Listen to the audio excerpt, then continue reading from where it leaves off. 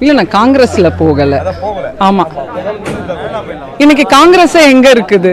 ஐயா ஆரம்பித்த காங்கிரஸ் திராவிட முன்னேற்ற கழகத்தினுடைய கூட்டணியில தான் இருக்கிறாங்க. எனக்கு அதனுடைய முதல்ல எனக்கு கனிமொழி அக்கா அவர்கள் எனக்கு ரொம்ப பிடிக்கும். அவங்களுடைய இதில் தான் நான் உள்ளே போனேன், கட்சிக்குள்ளே போனேன். அதற்கப்புறம் எனக்கான வாய்ப்புகள் எதுவும் இல்லாமல் அப்படியே அமைதியாக பயணிக்கக்கூடிய சூழ்நிலை இருந்தது. பொது வாழ்க்கையில் நான் தொடர்ந்து ஈடுபட்டுட்டு தான் இருந்தேன். அதற்கு பிறகு இங்கே ஒரு நல்ல இடம் இருக்குது அப்படின்னு நமக்கு தெரியுது. இதில் நம்ம உழைக்கிறதுக்கோ நம்ம வெற்றி பெறுறதுக்கோ நிறைய வாய்ப்புகள் இருக்குது. மக்களுக்கு சிறந்த ஒரு நலமான ஒரு பிளாட்ஃபார்ம் இங்கே இருக்குதுன்னு நினைக்கிறேன்.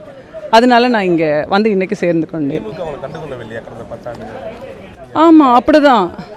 அவங்க நான் எல்லா விதத்திலையுமே என்னுடைய உழைப்பை நான் அங்கே செலுத்தி இருக்கிறேன். அவர்கள் எனக்கான அங்கீகாரத்தை கொடுக்கலன்னு தான் நான் நினைக்கிறேன்.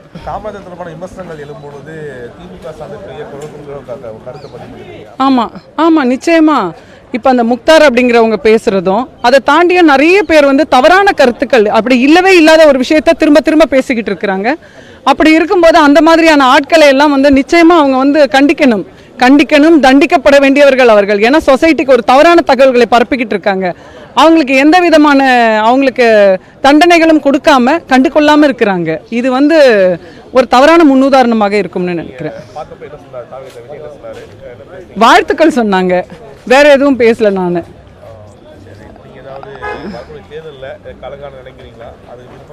இல்லை, வரக்கூடிய தேர்தல்களில் என்னுடைய உழைப்பை நான் 100% கொடுக்கறதுக்கு தயாராக இருக்கிறேன்.